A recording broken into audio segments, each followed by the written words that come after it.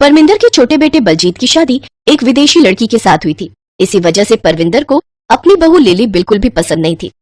Mummy जी, आपको पता है ताई जी के घर तो लोहड़ी की तैयारियां शुरू हो गई हैं। मैंने देखा था जसप्रीत भरजाई जी सूटों की दुकान पर खड़े थे। जरूर वो लोहड़ी के लिए स्पेशल भांगड़ा तैयार कर रहे हैं। मुझे तो ये भी पता चला है जसलीन एक बड़ी डांस एकेडमी से भांगड़ा सीखी हुई है। मम्मी जी देखना, इस बार लोहड़ी के त्योहार पर सबने ताई जी की फैमिली की तारीफ करनी है, क्योंकि मेरी बारी तो जब सब मेहमान आए थे तो खूब रौनक लगी थी और मैंने तो अपनी पहली लोहड़ी पर खूब भांगड़ा किया था। सबने कितनी तारीफ की थी, पर लिली को तो मुझे नहीं लगता कि डांस का डी भी पता होगा। इस गलदा ही मैनू भी डर है पुत्र, विदेशी बहू ब्याह कर ले आया है। भांगड़ा तो छोड़ो, उसको तो लोहड़ी का त्योहार ही नहीं पता होगा कि कैसे मनाया जाता है। लोहड़ी साडे पंजाबियां दा कितना वड्डा त्योहार है। सब तो पहला ते उसनू इस त्योहार दे बारे विच पता होना जरूरी है। लिली है किते सवेर दी नजर ना आ रही। मम्मी जी, वो बलजीत के साथ नई पिक्चर देखने गई है, शाम तक लौटेगी। ओ क्यों शोर मचा रही है परविंदर? ओ की होया? लोहड़ी का त्योहार आ रहा है, पर यहाँ तो कोई तैयारी ही नहीं है और इस लिली को घूमने की पड़ी रहती है। रोजाना का नियम है दोनों का, कहीं ना कहीं बाहर जाते ही रहते हैं। जसलीन ने भांगड़ा की तैयारी भी कर ली, देखना हमारी नूही पीछे रह जाएगी, उसको कोई डांस नहीं आता। अरे वो तो छोड़ो, लिली के पैके वाले तो विदेशी हैं, उन्हें क्या पता कि हमारा पंजाबियों का लोहड़ी का त्योहार क्या है। वो कुछ ना देने वाले। ओ कोई गल नहीं परविंदर, ओ लिली के परिवार वाले बहुत अच्छे स्वभाव के हैं और लिली भी हम सबकी बहुत इज्जत करती है। क्या ये कम बात है? चल छोड़ अब ये बातें, मुझे बता लोहड़ी के त्योहार के लिए क्या क्या सामान लाना है। मैं शाम को बाजार से लेता आऊंगा। कुलजीत और बलजीत दोनों को भी काम बोल दो जो करवाने हैं, फिर बाद में बोलोगी कि ये रह गया वो रह गया। मम्मी जी, पापा जी को ये बात समझ नहीं आनी, ये बात तो हम औरतें ही समझ सकती हैं। अब तो रबी जाने की लोहड़ी के त्योहार में क्या होने वाला है। तभी बलजीत और लिली भी आ जाते हैं। सॉरी मम्मी जी, वो मुझे आने में देर हो गई। मम्मी रास्ते में बहुत जाम था, इतना जाम की पूछो मत। वो तो ठीक है, पर लोहड़ी के त्योहार के लिए तुमने अपनी मम्मी को फोन किया या नहीं? उन लोगों की फ्लाइट कब की है? एक बार बात तो कर लेते। उन्हें पता भी है कि तुम्हारी पहली लोहड़ी है तो सबका आना जरूरी है। मम्मी जी, मैंने कॉल कर दिया था, वो लोग लोहड़ी के दिन आ जाएंगे। लोहड़ी का त्योहार आ जाता है। कॉलोनी में सब लोग लोहड़ी के त्योहार को धूमधाम से मनाने की तैयारी कर रहे थे। ढोल वाले ढोल बजा रहे थे। भांगड़ा डांस के लिए स्टेज तैयार हो चुका था, पर परविंदर और जैस्मीन दोनों के चेहरे पर चिंता की रेखाएं थी। की गल है परविंदर, लिली ने कोई डांस परफॉर्मेंस तैयार किया या फिर इस बार लोहड़ी पर हम लोगों की फैमिली ही भांगड़ा करने वाली है? मुझे लगता तो नहीं कि तेरी विदेशी बहू इस तरह की डांस जानती भी होगी।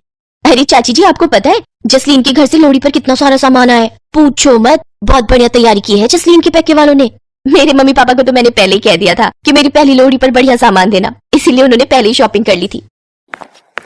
मम्मी जी, वो पापा जी आपको बुला रहे हैं, लिली के मम्मी पापा आ गए हैं।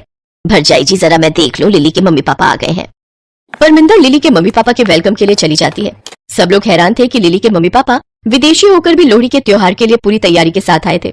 लिली की मम्मी ने पटियाला सूट, पापा ने बढ़िया पजामा कुर्ता पहना था। वो बहुत ही बढ़िया तरीके से लोहड़ी पर देने के लिए सामान लाए थे। परमिंदर और जैस्मीन की तो आंखें खुली की खुली रह जाती हैं। सब मिलकर लोहड़ी की पूजा करते हैं।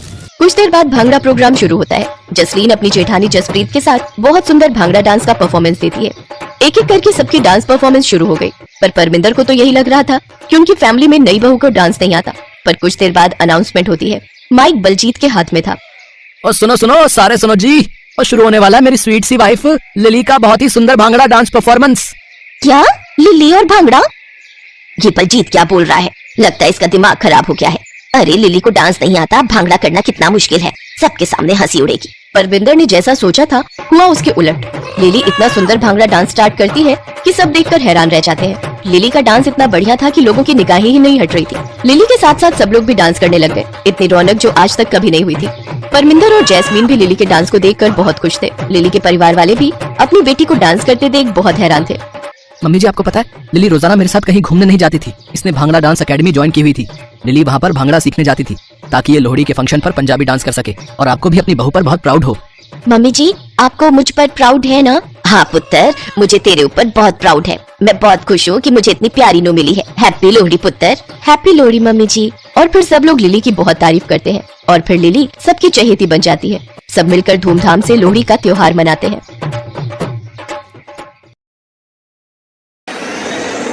अरे राम, रुक जा बेटा, परीक्षा देने जा रहा है और ऐसे ही चला जाएगा क्या? रुक, ये दही शक्कर तो खा के जा बेटा। अब चल जल्दी से मुंह खोल। हाँ माँ, लाओ जल्दी से लाओ। अच्छा दोपहर में खाने में क्या बनाओगी? आज कचौरी बना लो ना। हे भगवान, इस लड़के को कितनी पसंद है आलू की कचौरियाँ, हर दूसरे दिन ही मांगने लगता है। बना दो ना माँ प्लीज। हाँ हाँ ठीक है बना दूंगी। जब तेरी शादी हो जाएगी ना तब देखूंगी तेरी बीवी तुझे कितनी कचौरियाँ खिलाती है। हाँ हाँ देख लेना, रोज बनवाऊंगा मैं उससे आलू की कचौरियाँ। और देखना माँ, वो आपसे भी अच्छी कचौरियाँ बनाकर खिलाएगी मुझे। मुझसे भी अच्छी? तू रुक, अभी बताती हूँ तुझे। सुनैना ने जैसे ही हाथ में झाड़ू उठाई, राम हंसता हुआ वहां से भाग गया। उसे भागता देख सुनैना भी जोर जोर से हंसने लगी। तभी घर के अंदर कुर्सी पर बैठे सुनैना के पति ने कहा, तुम्हारा हिसाब भी ना मुझे समझ नहीं आता सुनैना। उसका एग्जाम है, एक तरफ तो उसे दही शक्कर खिला रही हो और फिर झाड़ू से पीटने को भी दौड़ पड़ी। आप अपना अखबार चाटो, ये माँ बेटे का मामला है, हमारे बीच बोलने की जरूरत नहीं है आपको। लो जी, ये भी अच्छा है। चलो फिर हम भी देखेंगे कि हमारे बहू के हाथ की कचौड़ियाँ बाद में कैसी होंगी। हाँ तो ठीक है ना, आज दोपहर में आपको भी कचौरी नहीं मिलेगी। अब सीधे अपने बहू के हाथों से बनी कचौरियां ही खाना। अब तो मैं कचौरियां बनाऊंगी और बस खुद ही खाऊंगी।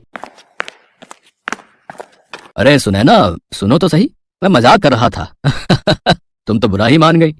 तुम ही बताओ, तुमसे अच्छी कचौड़ियाँ बना सकता है भला कोई है?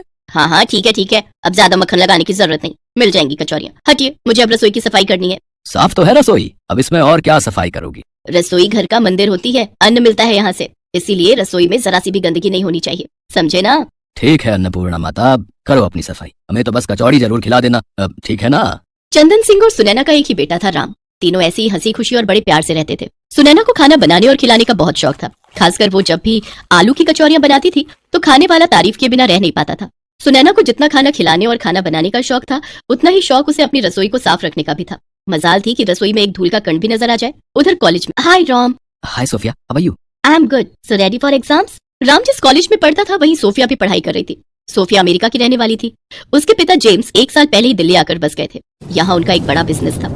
सोफिया अपने पिता के साथ ही रहती थी, इसीलिए उसकी पढ़ाई भी अब यहीं हो रही थी। राम जहाँ पढ़ाई में हमेशा अव्वल आता था तो सोफिया बस एक एवरेज स्टूडेंट थी, लेकिन फिर भी दोनों हमेशा एक दूसरे के साथ ही दिखते थे। दोनों में अच्छी दोस्ती हो गई थी और कॉलेज की पढ़ाई के साथ ये दोस्ती कब प्यार में बदल गई, दोनों को पता ही नहीं चला। कॉलेज खत्म होते ही राम को एक प्राइवेट कंपनी में अच्छी जॉब मिल गई और फिर। माँ पापा इधर आइए ना, आप दोनों से कुछ बात करनी है। हाँ बोलना बेटा। वो मेरे कॉलेज में एक लड़की है, वो बहुत ही प्यारी है, सुंदर है, मैं उससे शादी करना चाहता हूँ माँ। अरे वाह, ये तो बड़ी खुशी की बात है बेटा, तुम इतना हिचकिचा क्यों रहे हो? खुलकर बताओ। चलो जल्दी से उसके घर वालों के बारे में बताओ ताकि हम बात आगे बढ़ा सकें। नहीं वो क्या कर रहा है? अच्छा नाम तो बता लड़की का। माँ वो उसका नाम है सोफिया, सोफिया एंडरसन। है? ये कैसा नाम है और क्या जात और गोत्र कौन सा है लड़की का? अरे जात पात छोड़ो, वो कह रहा है कि लड़की अंग्रेज है। हे भगवान, कितनी मुश्किलों से हजारों क्रांतिकारियों ने अपनी जान की कुर्बानी देकर हमें अंग्रेजों से आजादी दिलाई, और ये उन्हीं की बेटी को अपने घर लाना चाहता है ताकि वो हम सब पर राज कर सके। अरे नास पिटे नालायक कहीं के, भूल गया अंग्रेजों ने कितने जुल्म किए थे हम लोगों पर। माँ ये सब क्या बोल रही हो? आप मेरी बात तो सुनो, अब एक बार आप उससे मिल तो लो। हाँ सुने ना, वो ठीक ही तो बोल रहा है, एक बार लड़की से मिल तो लो, फिर जो तय करेंगे फिर तय कर लेंगे कि आगे क्या करना है। आप चुप रहो जी, अंग्रेजों के हिमायती कहीं के। लो अभी कुछ हुआ है नहीं और हमें अंग्रेजों का हिमायती भी बता दिया। माँ पापा वो सोफिया बाहर ही खड़ी है, उसे अंदर ले आओ क्या? अरे तू कुछ पागल है क्या? है इतनी धूप में बेचारी को बाहर खड़ा करके आ गया, जा जल्दी अंदर लेकर आओ उसे। राम तुरंत सोफिया को बुलाने चला गया। नमस्ते आंटी जी। नमस्ते बेटा, हाउ यू? गुड आंटी जी, मुझे हिंदी बोलना आता है। शुक्र है भगवान का, वरना तुम्हारी माँ की अंग्रेजी तो अंग्रेजों को भी समझ में ना आए। चुप करो आप। राम अपने पापा को सोफिया के बारे में बताने लगा और उधर सुनैना सोफिया को अपना घर दिखाने लगी। और इसी दौरान जब सुनैना सोफिया को अपनी रसोई में लेकर गई तब, अरे रुको बेटा, अब अपने जूते बाहर उतार दो। ओके आंटी जी। क्या है ना बेटा जी, हमारे घर में रसोई में जूते पहनकर नहीं आते हैं। काफी देर तक राम, चंदन सिंह और सोफिया बातें करते रहे। तब तक खाने का वक्त हो गया और सुनैना सबके लिए आलू की कचौरियां बनाकर लाई। खाना खाने के बाद राम सोफिया को छोड़ने चला गया। फिर रास्ते में, सोफिया कचौरियां कैसी लगी तुम्हें? Good good. सोफिया को कचौरियां बिल्कुल पसंद नहीं आई थी। उसने तो बस राम का मन रखने के लिए ऐसा कह दिया था। सच तो ये था कि उसे ऑयली खाना बिल्कुल पसंद नहीं था। हालांकि वो बर्गर, पिज्जा, नूडल्स वगैरह बड़ी चाव से खाती थी, क्योंकि वो हमेशा से ही ऐसा खाना खाती आई थी।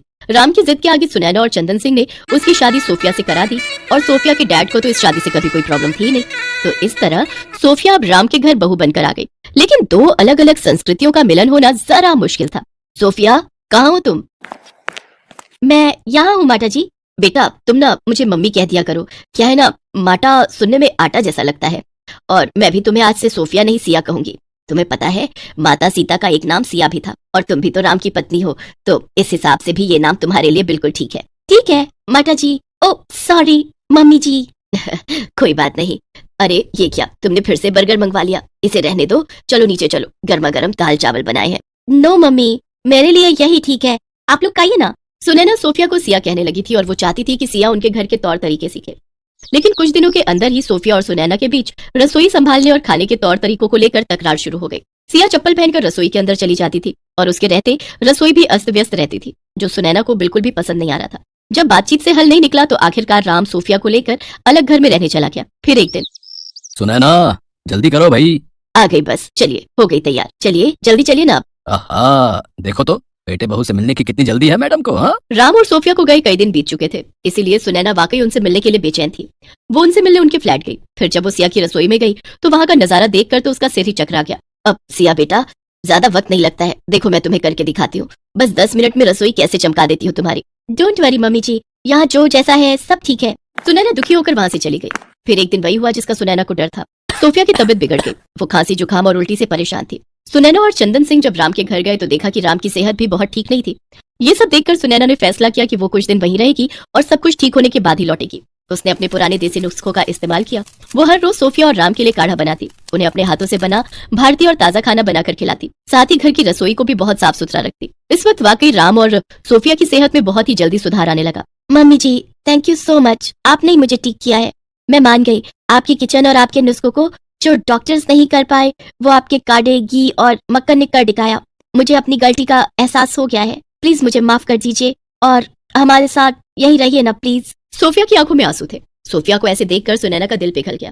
उसने राम और सोफिया की बात मान ली और फिर उसी शाम खाने की मेज पर। हाँ तो तैयार हो पिज्जा या फिर बर्गर खाने के लिए? नो पापा, आज लंच में आलू की कचौरी है, टेस्ट करिए ना। आहा, वाह क्या बात है। अरे भाई मजा ही आ गया सुनैना। लो भाई, तुम्हारा तो घर में कंपटीशन खड़ा हो गया भाई। है? नो पापा जी, ये कचौरी बनाना तो मम्मी जी ने ही मुझे सिखाया है एंड रियली मुझे इन्हें बनाकर बहुत मजा आया। सोफिया की इस बात पर सभी सुनैना की तरफ देखने लगे, जो अपनी आंखों के आंसुओं को छिपाते हुए कचौरियों का स्वाद लेने में